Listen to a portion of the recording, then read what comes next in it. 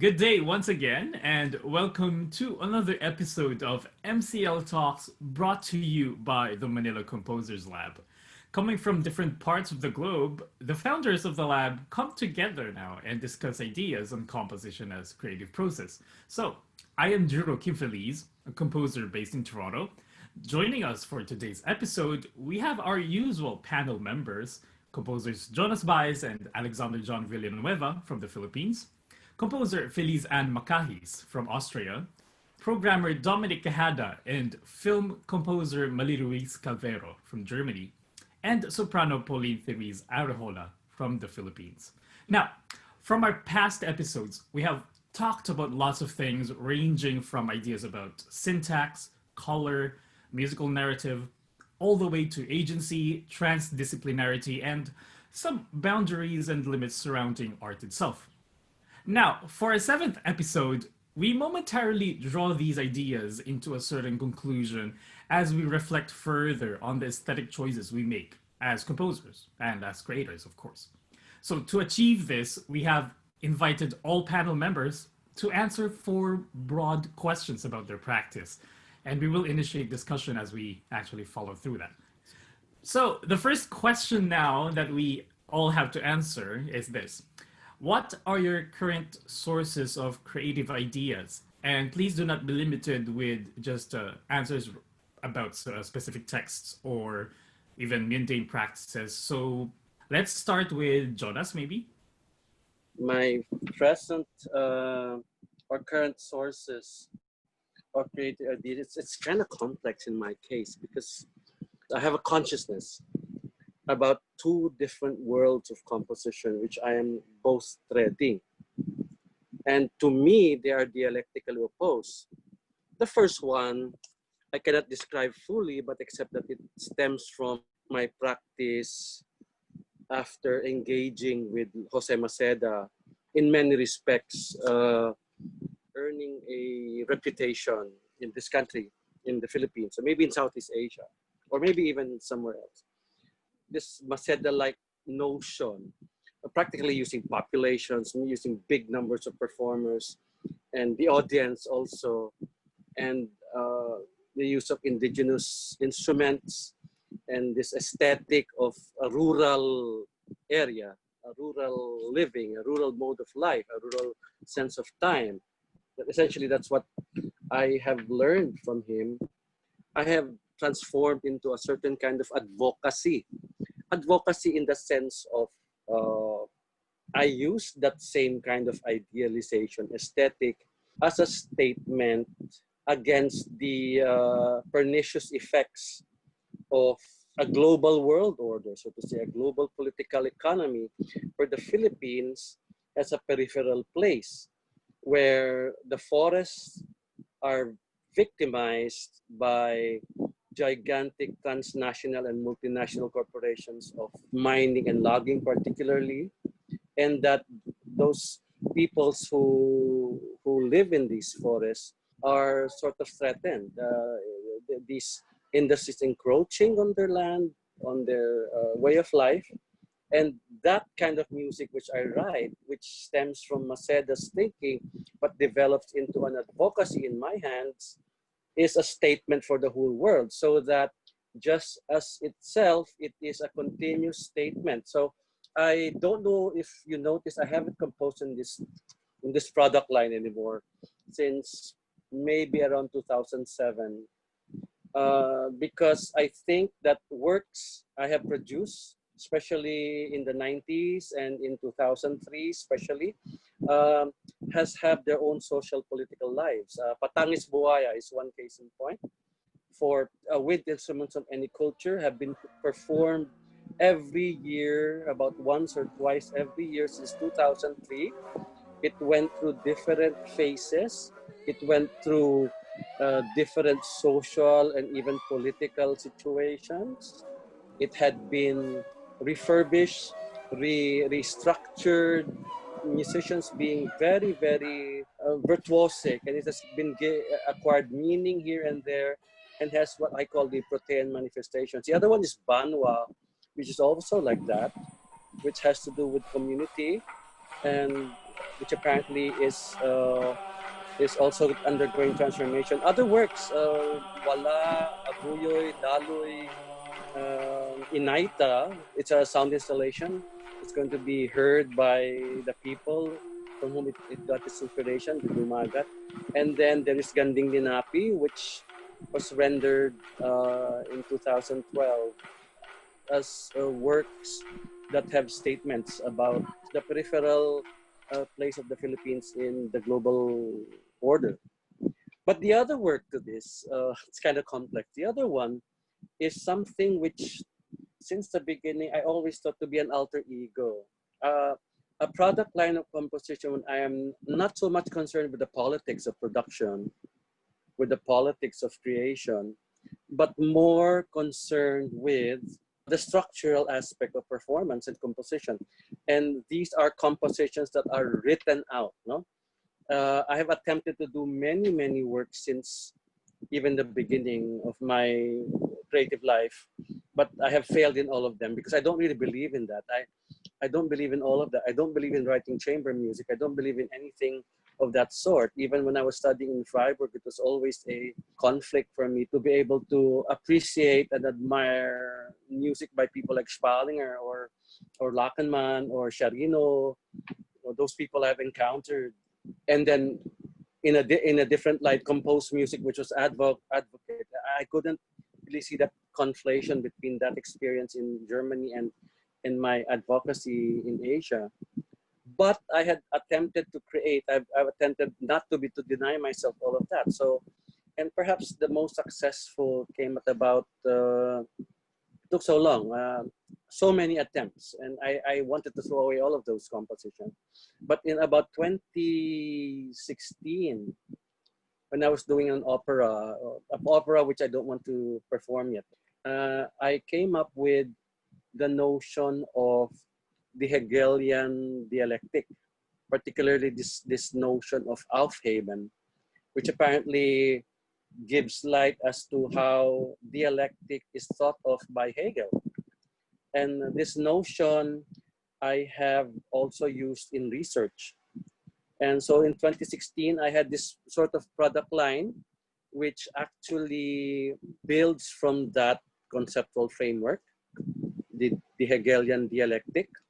And of course, the most prominent of that is a piece called Aufhebung, which was rendered in Germany in 2017. And this piece is for a piano ensemble. It was written for the piano ensemble.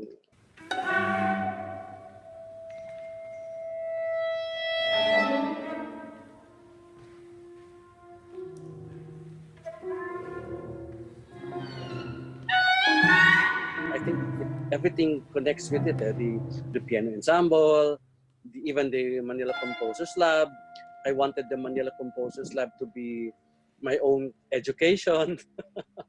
I wanted to teach myself to become a composer, not an advocate, as another side. And so Aufhebung, the Tagulaylay, and many other works that I have been working on.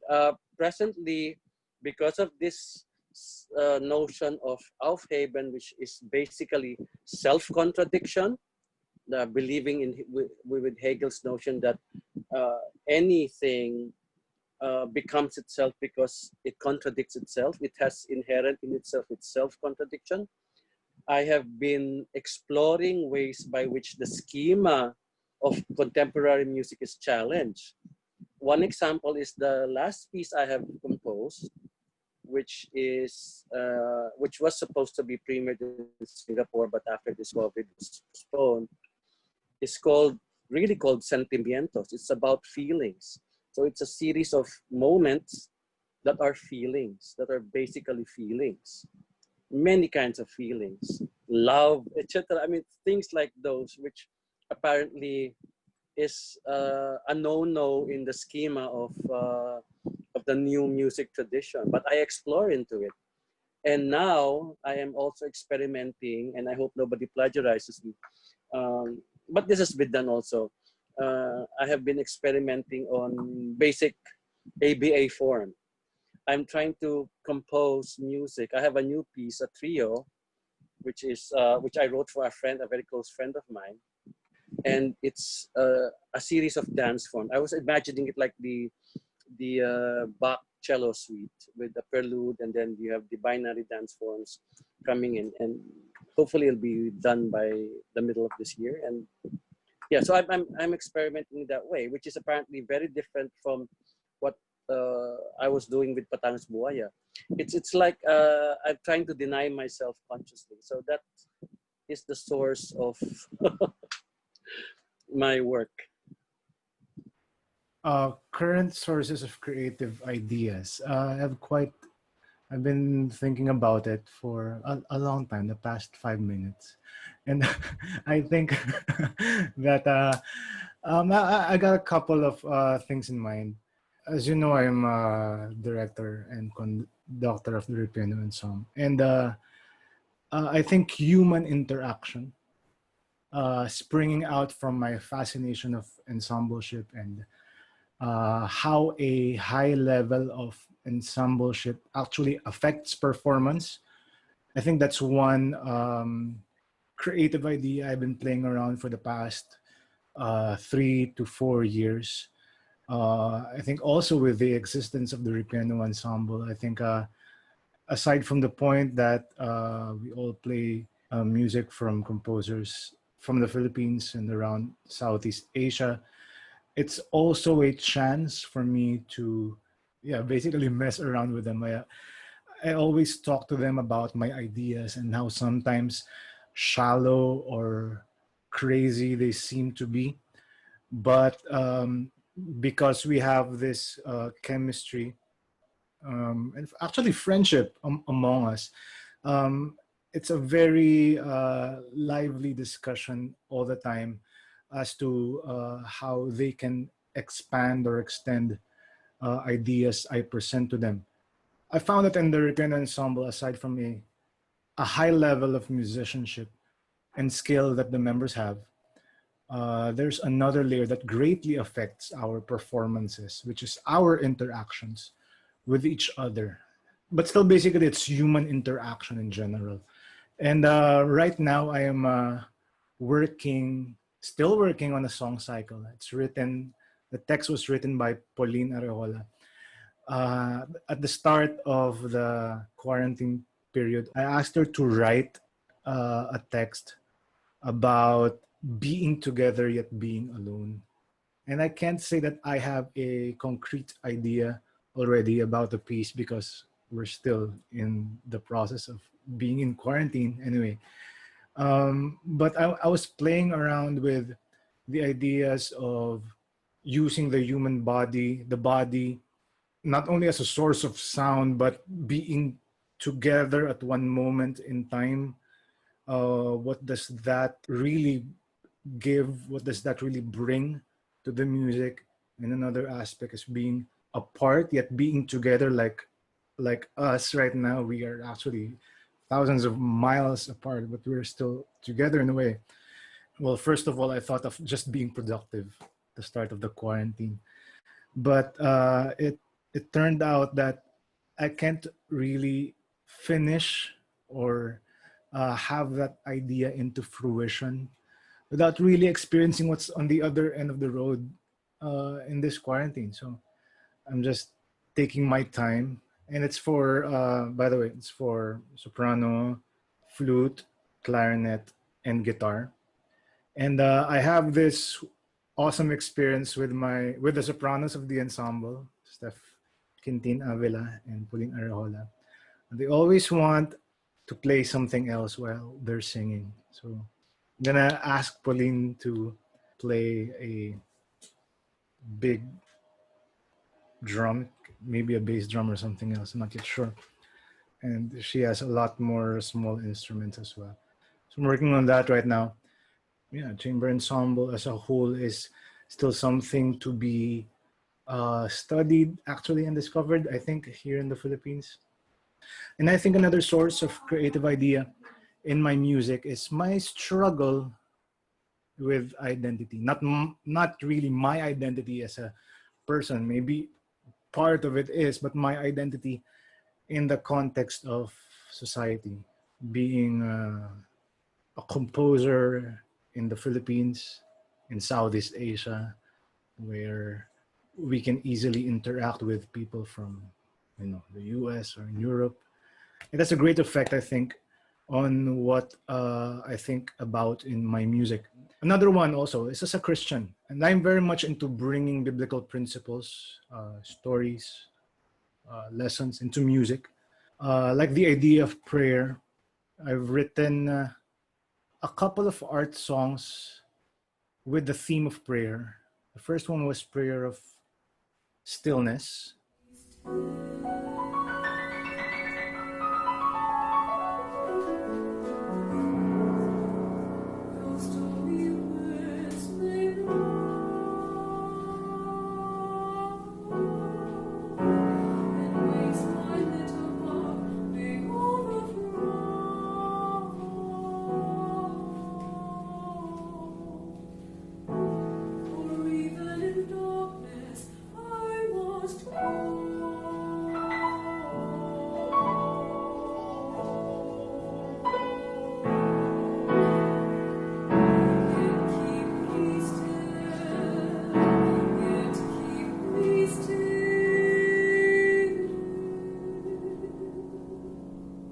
I wrote that for Steph Quintin Avila. And then I had this piece called Daladalangin, which is Tagalog for prayer. I wrote for Nika Lopez. Prayer of Serenity, that I wrote for Paulina Riola. And I'm quite fascinated also with the idea of prayer because, well, personally, there's much emphasis on prayer when there's so much chaos in your mind. And prayer is always associated with something peaceful, something, silent, something solemn. But actually, what happens is that in that moment of prayer, you seem to be silent, but there's so much chaos in your mind. And I'm quite fascinated with that dichotomy, that contrast.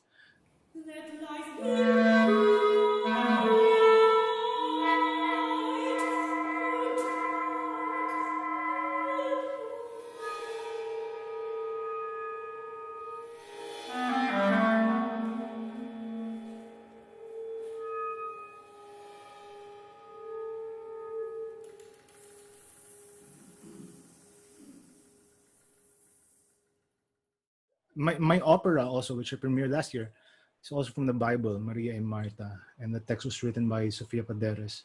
I remember when I started writing that 2016, we just wanted to utilize the ensemble. We have two sopranos and the Piero ensemble.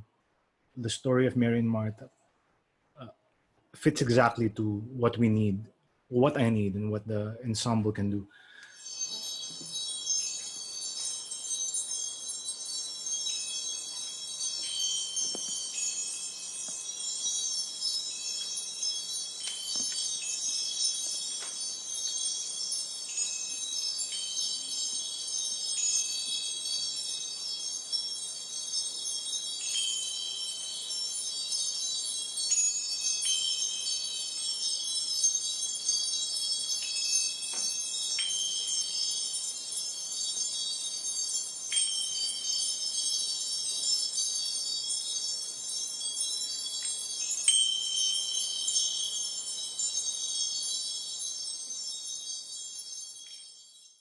There is so much excitement for me in representing symbolisms, in what is not seen in those stories, some underlying principles, some underlying narratives as well.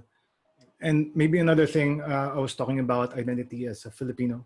As a contemporary composer in the Philippines, I struggle as well with country leadership. And I think societal norms that constantly challenge what it is to be a Filipino. Last year, I wrote a piece for Ensemble Handwerk. It's called Ano Ba Yan? Dash no ash ba dash yan. And it can mean ano ba yan, what now country? And ano ba yan, what the heck? And that was the time when, well, until now, that the rift between the Philippines and China, their occupation of some of our islands in the West Philippine Sea.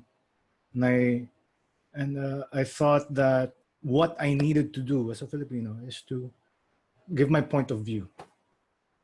I think this stitches up with me being a Filipino, because I had some pieces last year which I used quotes from Kundiman as materials. For that piece, Ano Bayan, I used Ang Aking Bayan by Nicanor Abelardo. And I think that the message of the song of the Kundiman and the structure of the music is very fitting to what is happening. The poetry actually says that the Philippines is such a beautiful country, but it is not the Filipinos who are benefiting from that. So it's the same concept since late 1920s or 1930s. There is this another piece that I wrote and premiered last September, Pabayaan Ko, which is also another play of words. Bayan Ko is highlighted in that title, and so I quoted again the song Bayan Ko. It was in collaboration with instrument builders, where for the first time I experimented with analog synths, which is very exciting.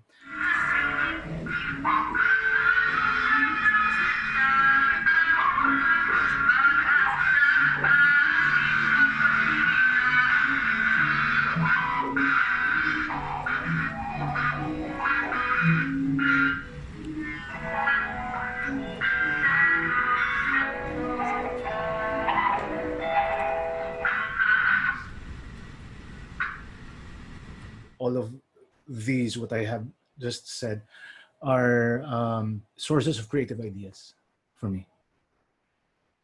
Yeah, I think over the years, it's been voice and language, which are the sources of creative ideas. It's funny because the first ever contemporary music festival I attended in Europe, it was in 2011. In the masterclass, I presented the vocal ensemble piece, Para sa Natutulog Kong Mahal. And then I wrote a piece for that festival, which is for ensemble and for voice, which I performed with them. It gave my colleagues there the impression that I'm really into voice. In 2015, I met the same mentor. It was another masterclass, but it's in another place. And I wrote a piece for ensemble, but I asked each musician to use their voice in the piece. And then during the masterclass or the presentation, the mentor asked me, okay, so some years ago you worked on voice and now you're still working on voice. What else can you do, or what's next? When he asked this question, I had many reactions, silent reactions. It's like, why? Is it to challenge me, or is it to say that, come on, it has been done by many composers already and all these things. But I realized that I still really haven't explored everything, or I think there's always something coming. And even now in 2020, I still find some interesting things about the voice and the language. Maybe the difference is that currently it has become clearer and clearer to me, like what I can explore within this field.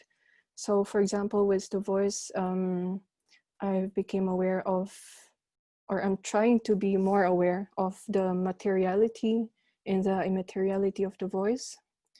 With the materiality, it's focusing more on the properties of the sound, because it's something that I cannot take for granted. Like, there are pieces where I really just wanted to focus on the sound of the voice. It doesn't matter if there's a text, or if the text used has to be evoked in the piece, or do I need to send the meaning of the text? But it's really just the sound of their voices.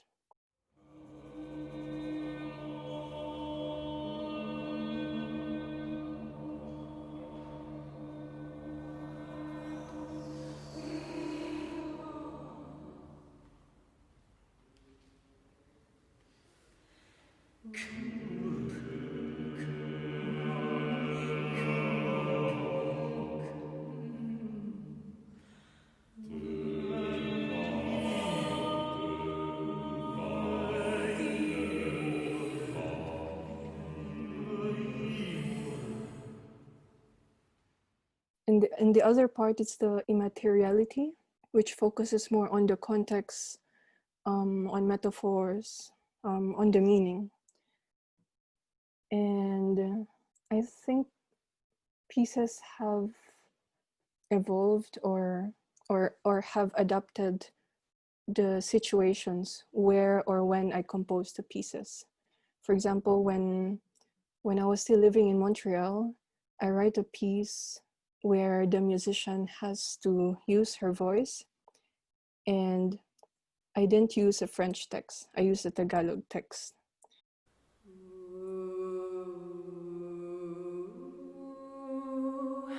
Nakikidalang hati sa aking mga ginugunita ang tala.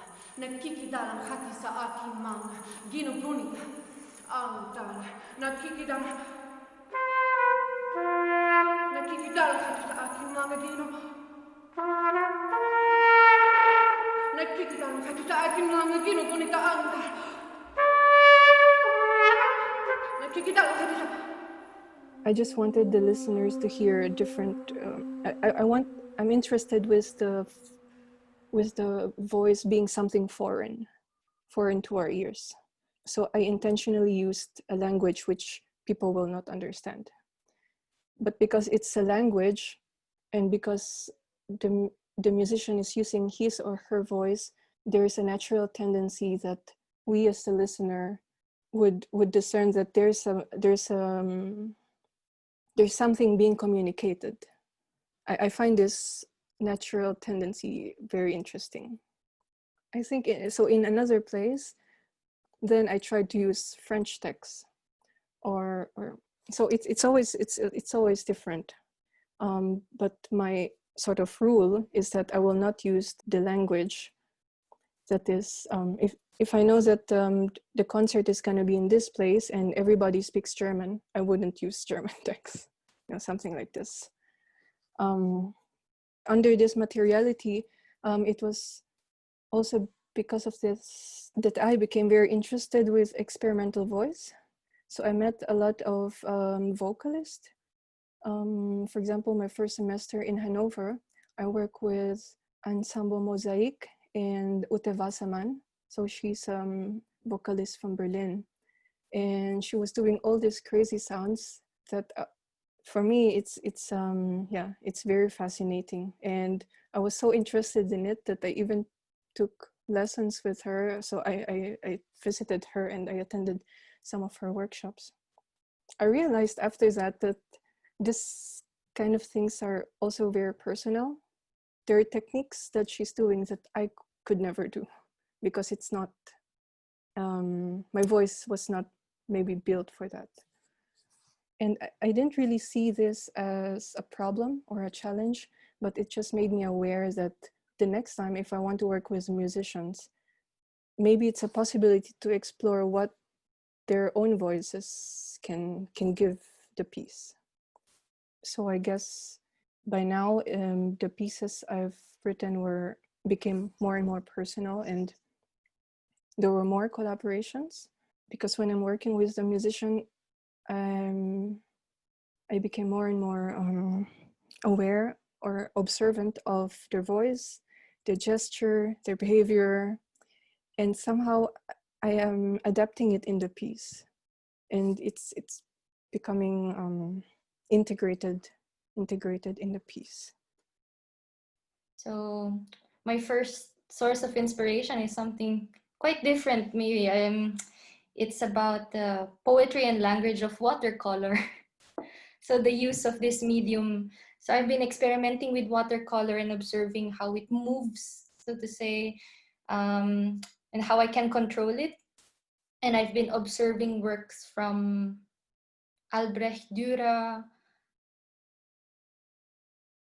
Paul Klee, and Georgia O'Keeffe.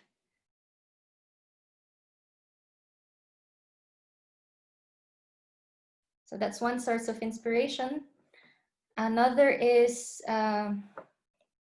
funny, it's Wittgenstein's grammatical investigations, so philosophical investigations. I haven't finished reading, it's quite heavy, but from what I got from it, Wittgenstein's fundamental aspects of language, what he's trying to say is learning how to use it in social context. And that means that it elaborates that language functions according to shared norms in society. So an example in the book was the sentence, "I know I am in pain." And there would be no criteria to determine that the words in this sentence have been used correctly. Therefore, it makes no sense, because if you think about it, not everyone can understand the pain you're feeling. So there has to be criteria for establishing this knowledge, that you can claim that I know I am in pain, and there must be other ways that people can find out what that means.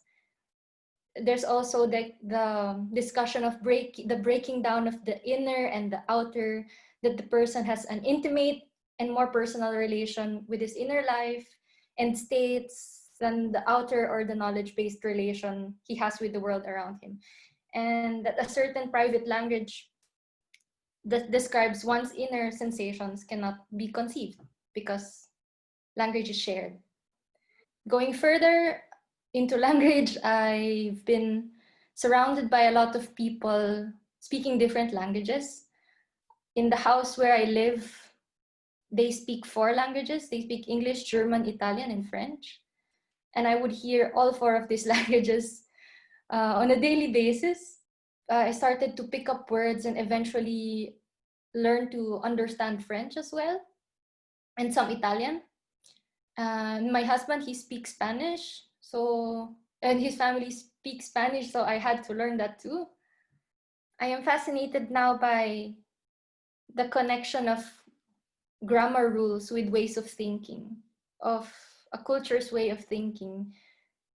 So I observe that Germans would tend to describe feminine objects, for example, die Brücke, or a bridge, with more feminine, I say, adjectives, or the moon with more masculine adjectives or stronger adjectives.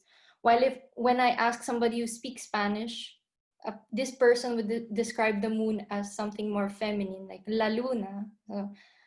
The moon is beautiful, or the moon is shining, or something like that. No, and not the moon is huge and red today. In German, it's more, I say, it's more masculine and stronger. So yeah, those are my sources of inspiration now. Early on, I was a sponge. Early on in my career, I mean, things that were just new to me, the new sounds that we were encountering, the new ways of thinking, the impossibility that is Maceda's body of work, just sheer amazement on that. And there were things that were specific to scholarship. I mean, by its nature, things that you learn in the academe are not new, but they were new to me at the time. The notion of postmodernism, where you question what truth is and how there can be multiple truths, its contrast with positivism, and the irony that postmodernism actually involves positivism in its world of truths. The usefulness of discourse, the procedural concepts, how we define things. Like Jonas mentioned dialectics, which is very, very useful in art, where you could define things negatively or you can define things against each other. And then realizing that you can also, in fact, define things positively in art, and how that manifests in thoughts on notation, interpretation, what the blank page means, where it doesn't mean nothing because there's no rest. The rest means nothing, but the blank page means potential.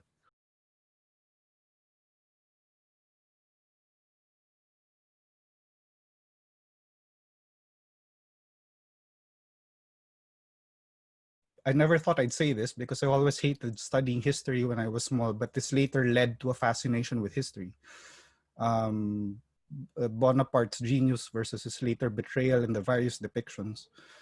And specific to music history, I remember having a fascination for the in-between periods when things were very much in flux after the novelty of all of these things passed.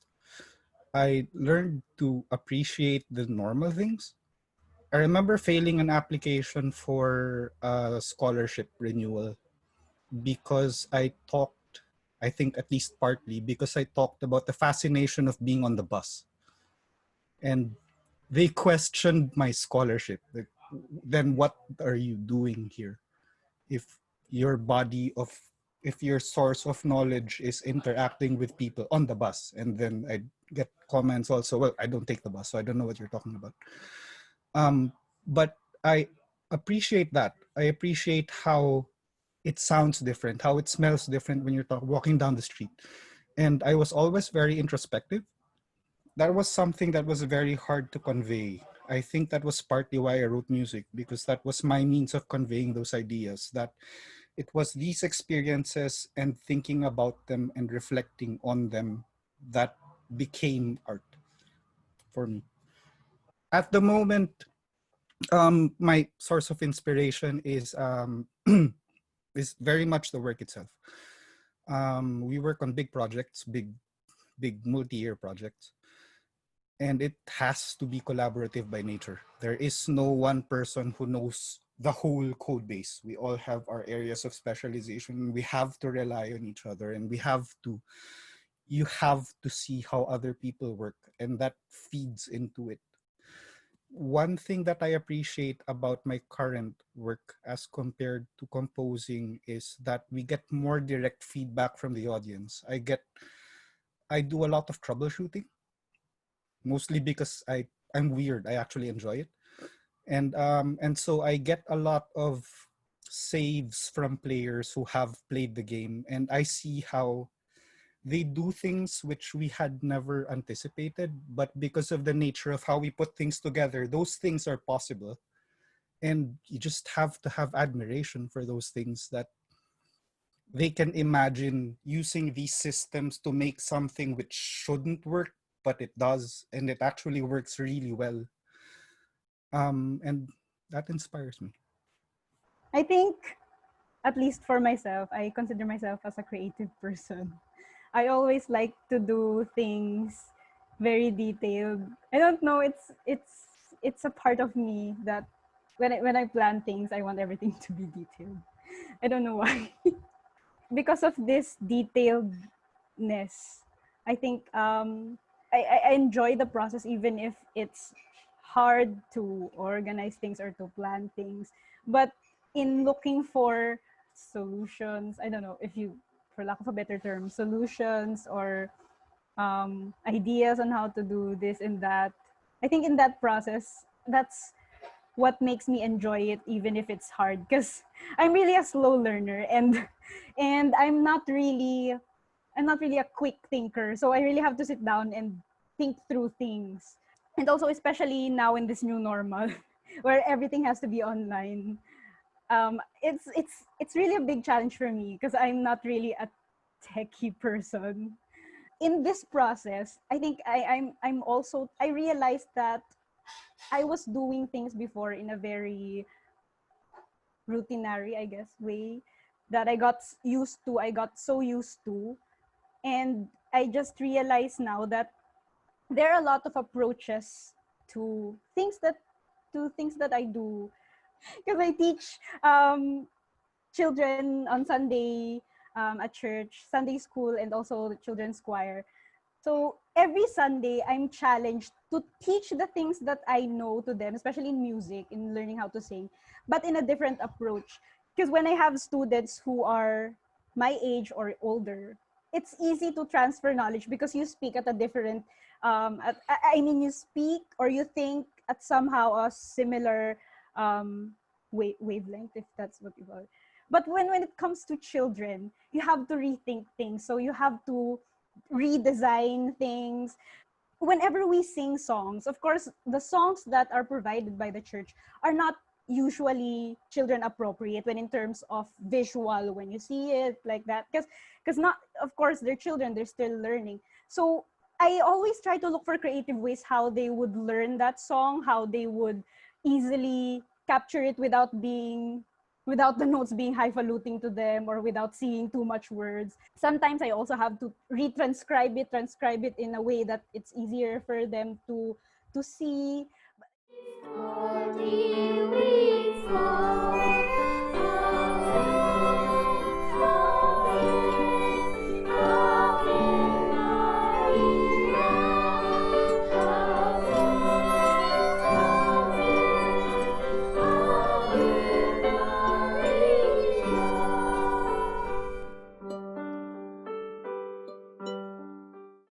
In the process, it makes me think that music or whatever we do in general is not only a one-way thing.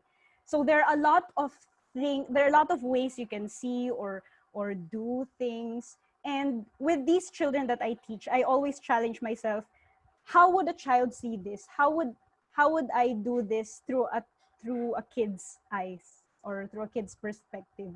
And sometimes everything is just games, everything is play. So in this process, I feel like I go back to my childhood and I rethink things. Just recently I had this problem that how could I get in touch with my kids again? How would I make them sing again?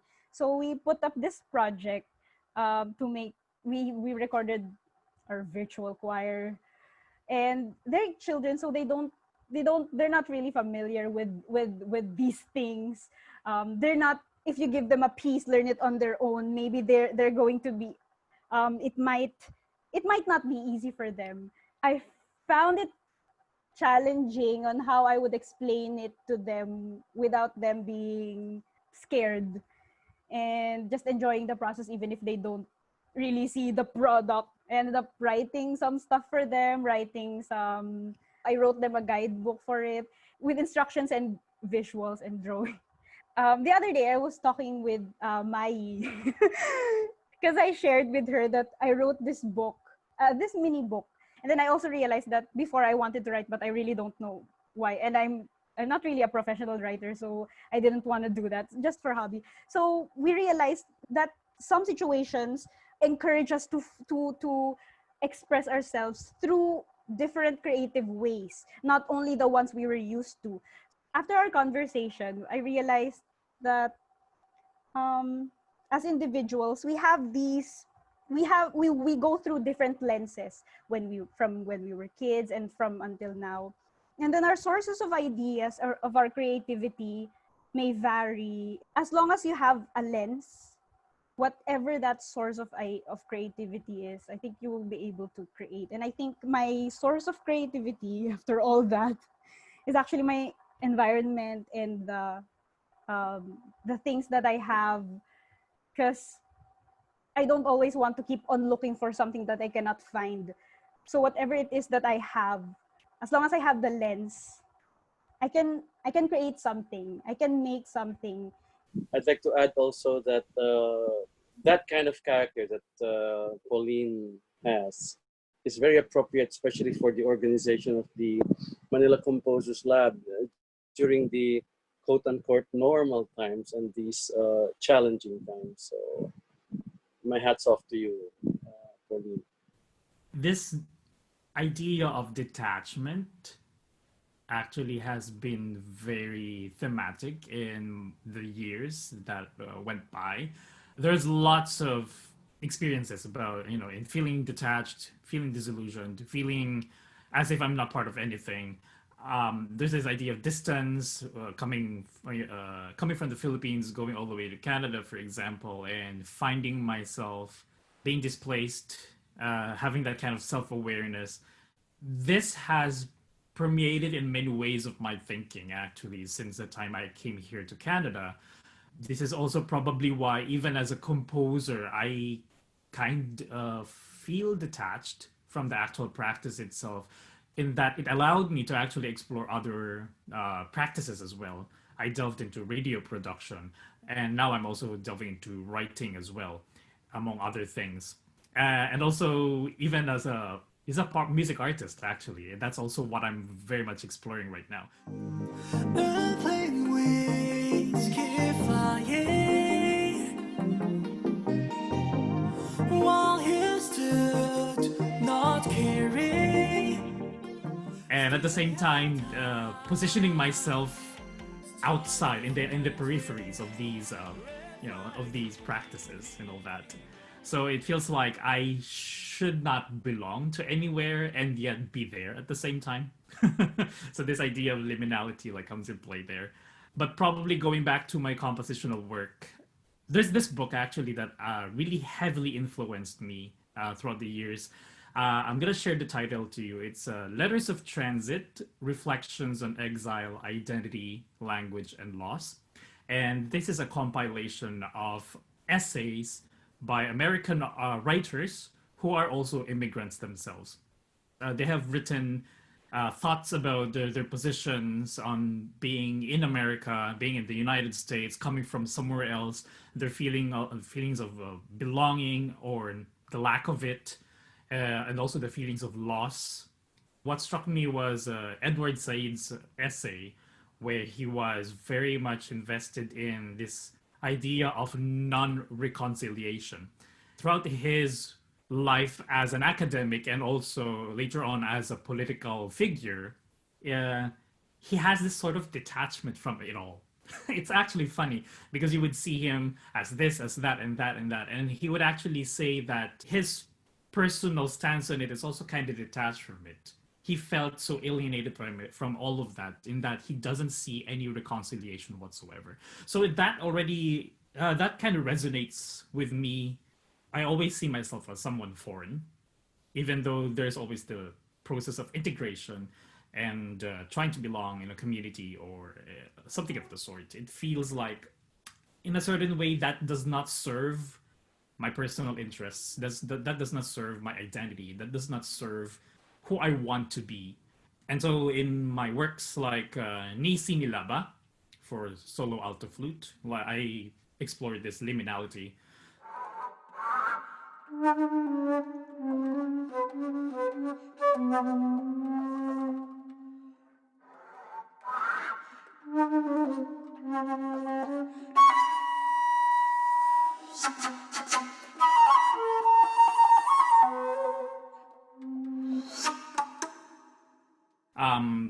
Pangkur and Wulajeng were my initiatives in actually delving into Javanese gamelan and trying to reimagine that in composition, basically.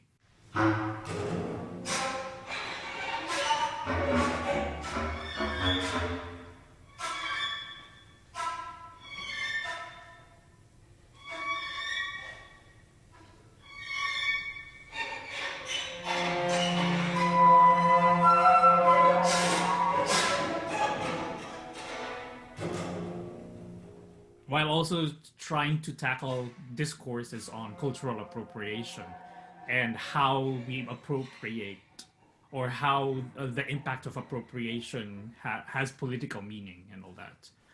And so at the same time, like talking about musical influences, I never really subscribed to that. People actually have been asking me like, so what's your playlist, or what's your, like, who do you listen to? And I'm like, no, I don't listen to anything. I actually don't listen to anything. When I make music, I don't. Or sometimes I do, but that doesn't really like create some sort of anchoring in that I'm writing my music because because I listened to this or because I listened to that, right? So it's just like I interviewed someone, I wrote an article and I interviewed an artist about it, and I also asked the same question and she also responded in a similar way. I never really listen to the effect of like looking for influences. I just respond to life in general. And that for me was like, wow, that's a very good response to that. And I feel the same way in how I actually compose music and also how I produce content. At the end of the day, it still remains autobiographical. Whatever happens in my life, it's like it just like extends towards my inspirations, the inspirations that I find very meaningful in creating my work. So imagine yourselves being in an ideal world now. So if this weren't all happening, not considering the old normal or the new normal, but in your utopic sense of worldview, what should your art look like? Normal is really very hard to say in the context of being. Well, I talk about it from the point of view of the global world order, and normal for anyone in the Philippines is being part of this peripheral country in the peripheries of this world order I'm talking about, being feudal and being pushed aside, so that in effect it is also the same schema they give to people. What is the schema of Filipinos living abroad as domestic helpers, etc., etc. It actually defines the notion of being Filipino, and it's so negative, which actually is so unfair because it also puts a blind eye on the Filipinos who are not like that, and it has nothing to do with how Filipinos think, but it has a lot to do with what place the Philippines has in this global political economy. We remain feudal, we remain as mere suppliers of raw materials to the big industrial countries, which actually it's a vicious cycle between the political structure, which is I said is feudal, and the economic structure, which is basically capitalist. So it's actually so that is what normal is, and if I am to contend with that global order, I will remain in the periphery as a composer. I mean, it's just as simple as saying I'm listened to less. Nobody knows Jonas Baes. Actually, nobody knows that. I mean, is there a potential for people to know me? I mean, Jose Maceda is well known now, but in my opinion, he was well performed during his time, but people got to know him really after he passed away, and the potential of development coming from his music. But still, it is still in the peripheries. I guess my impression is it's like that. I hope it's not. And I get little spots in little performance situations around the world, in Europe and in the United States, of my work, especially Patangis Buhaya, of course, because of the fascination of having works that are using the audience, for example, and using space. In California, the recent performance of Patangis Buhaya in the Descanso Gardens in Pasadena called it a spatial masterpiece. Of course, I was happy about that description, but still it is peripheral in relation to the global mode of production. So that is what's normal. Still, so in the normal situation, my sound will be peripheral. Also, I think I said this to one of you. Maybe it was Dominic. I think there's power in the peripheries. I think it's a way of empowerment.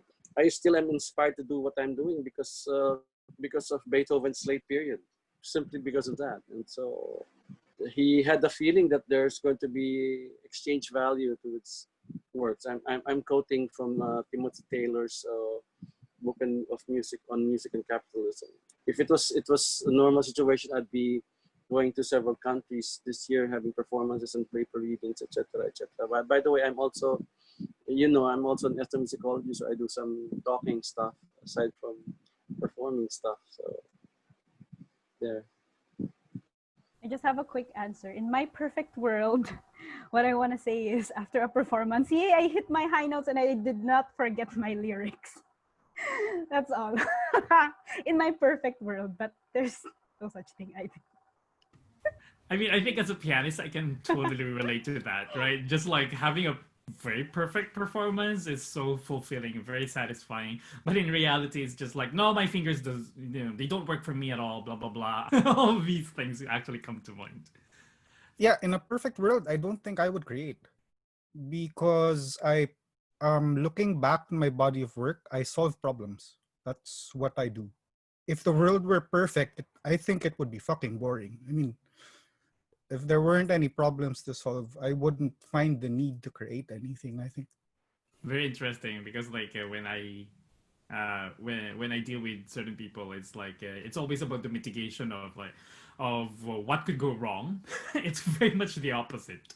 And I would even I probably pose myself in this certain way too. I'm quite the opposite of that answer. I would actually create a lot, a lot.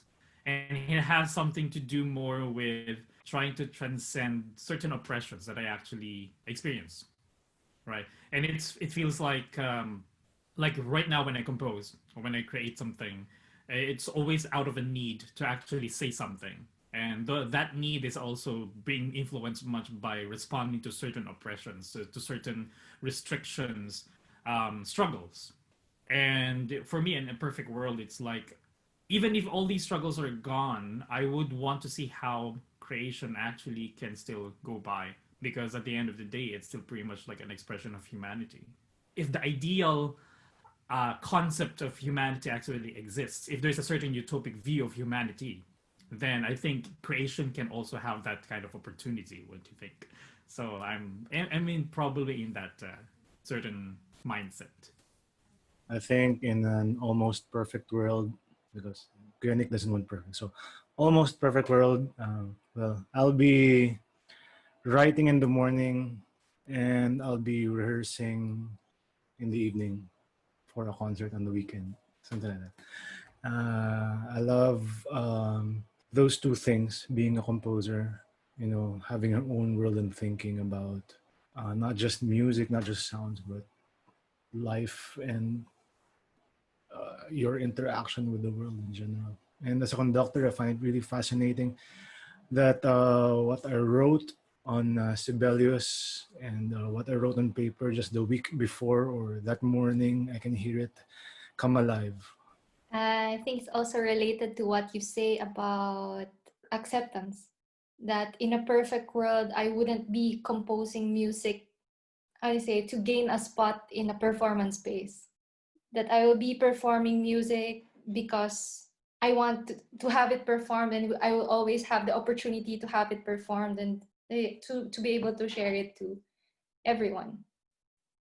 I kind of also say this in the context that I find community making and community building, that process itself actually produces certain hierarchies, which actually leads to oppression. So even participating in the music scene for me is kind of like you have to always project a certain position of authority, or even just like having the leverage to gain access to certain privileges so that you actually can be part of the scene. And I find that very oppressive. I find that very unnatural, actually.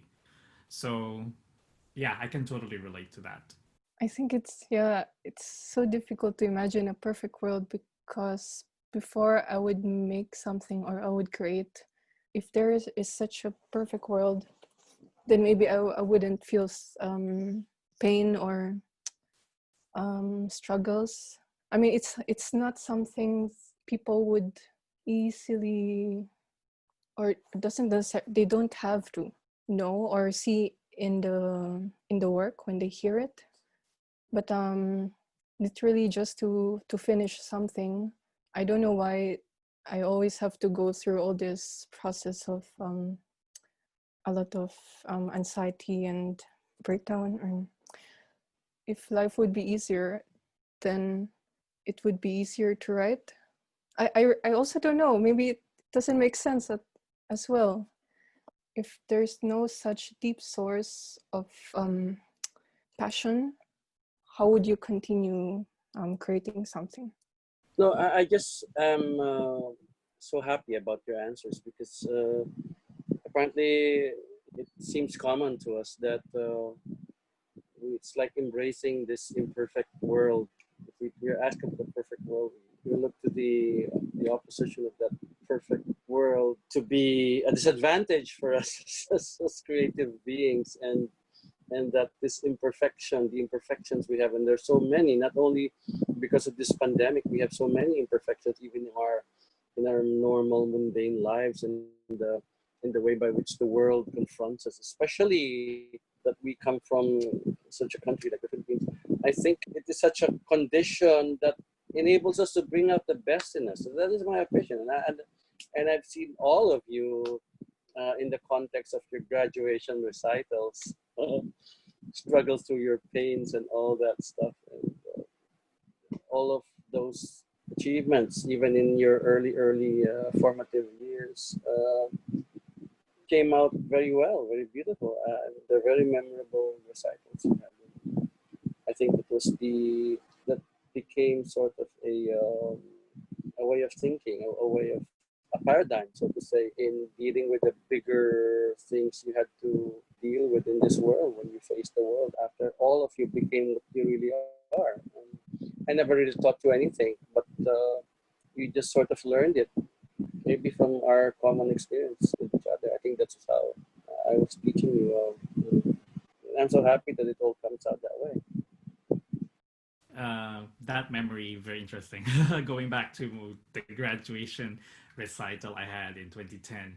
And I do remember like premiering the music drama that I had weeks prior to the premiere. I don't even think weeks. I think it was like a full week before the premiere. I was still writing it. and it was so much a struggle to actually like flesh it all out, and having all the performers to be dragged along with that process. It was a big deal for some, which I had to, of course, apologize and also acknowledge. But at the same time, like this struggle always has been with us. And I mean, that leads me to think like as artists though, or, as creators, it's like, do we always have to contend with this notion of suffering in that sense? I don't know, but in my experience, the best works I have, what I consider the best works in my life were all based on struggles. Patangis Buaya was composed in my the darkest time of my life, when my family was in ruins. I was struggling with my doctoral dissertation at the same time. The Banwa was composed while in a hospital where my daughter had dengue. The Wala was composed after being so dissatisfied with the ASEAN, not because of the people in the ASEAN, but the structures, how the structures tend to tell us what to do. And then Aguyoy was because I was sick. I remember sitting down in the lagoon. I was very sick. My eyes had a little problem. I couldn't see very well. I was scheduled to be lasered, and I was so afraid of everything that all I could hear was these little trickles of sound and the long silences of pain. Dalui was composed in Freiburg. It was about my struggle with the world order and discrimination and all that. And while living in Freiburg, Matthias Spaling was a very kind person. He was a very kind person to me, but the rest of the world was not. Suffered all the discriminations of the 90s. I don't know if you guys suffered that when you were in Europe.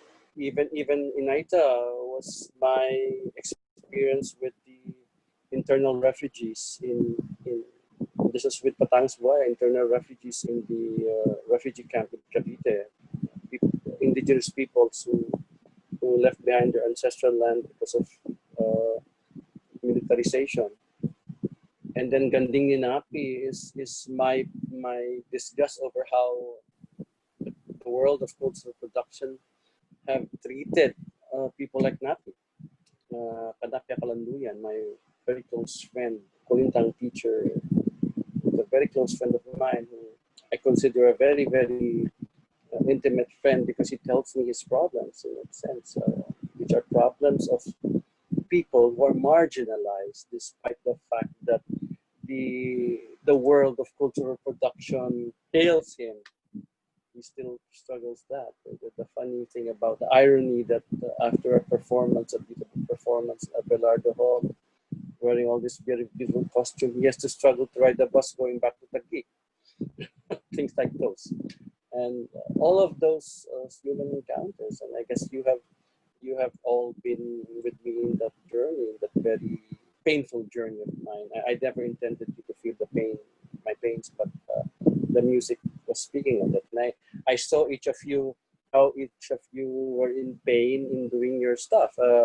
Feliz and is weeping, for example, or Mai is struggling to finish her piano concerto, and I was kept bugger, finish, and then AJ and Bogart, I bullied them because they're boys, and Dominic, so I bullied all the three of you. That's very wrong. I mean, the two girls are guarding, so. I never knew that. No, Any kind of don't know. figures. I don't know how to deal with sons. I only know how to deal with daughters. That's why I tend to bully the three of you. So. Yeah, I think AJ also kind of had commented about dealing with struggles about identity in the terms of national context, right? Where is suffering something that we should always deal with? Can we compose happy music instead? You know, that kind of thing. I wish I could. So I have colleagues I know, like they would just compose, and it's really just about okay, this is my idea and I will write it this way, and in the end it's a good piece, and there's no need for like pain or drama or all these things. I always wish that I could work this way, but for some reason when I'm starting a new piece, it's like a new cycle for me. It's like something, I don't know, dramatic would happen, something from everyday life would happen, and it would affect me, and it would be with me until I finish the piece or not, or until it gets delayed for 2 months or so. It's horrible, but I know at least one person, one practitioner who would also try to go beyond that dialectic. So suffering and happiness and all that, and composing music just because it's music. And there are many others, I would say, who kind of would actually like resonate with that as well. Just because like music is sound and all that, why should we always treat it as something that embodies all these humanistic feelings and all that? And I'm not sure if that is actually a certain direction towards a certain utopic view of sound making as well. But I'm not sure also if anyone else in the panel actually kind of have some similar thoughts about that. Natawa lang ako because God, we sound like such a bunch of masochists, don't we? I don't think it's suffering in itself. I mean, the notion of perfection is a fluid notion, which by its nature doesn't exist. It is an idealization. And I think we respond to, I was about to say sensation, but I don't think it's sensation so much as stimulation. We respond to fascination. We have our fascinations. We have our strong emotions about certain things. And I think this is the well that we draw on. It doesn't have to be suffering. It can just as well be ecstasy, which I think would be just as effective. Of course, I don't think I've ever experienced that, so I don't know what that is. Yeah, I don't know about film music in this certain context. I don't know like, is this even a thing in film music where you actually have to go beyond portraying and actually being? Yeah. I think there's one certain film where I composed. I was not in a very good, you say, psychological state. I was very new to Germany, to the weather, to the language, to the people, and I needed to show a film in class because I was always, I say, quite the perfectionist as well. I wouldn't show my works in class until I know that it's polished. But I learned that I have to go through the process, this grit that I have to show my work even if it's not yet perfect, to show my work even if I doubt it. And so I was trying to compose something for a certain scene. It was a ballroom dance scene. And I think my current state of mind transcended into the music more than, how you say, I completely forgot about the film. So I completely forgot about the scene and the story and everything, and it just transcended. I just wanted to express myself somehow, and I showed it to the class, and I showed it to the director, and they liked it. Which was weird.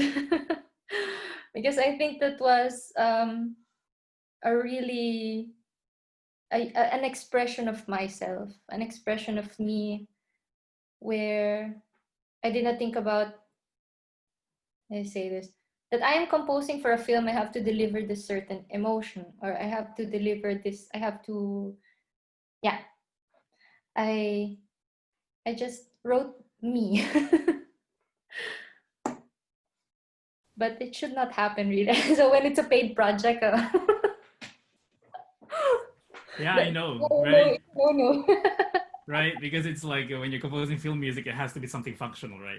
It has a certain utility. It's not serving itself. It has to serve the film. It's actually funny to hear that. It's nice that we are able to get together this way. Of course, we are all human beings. Emotion in music is not necessarily a European romantic kind of paradigm. We have to express because we're human, especially we as humans who come from this place where we are not the regular humans, which the globe, which the global world order.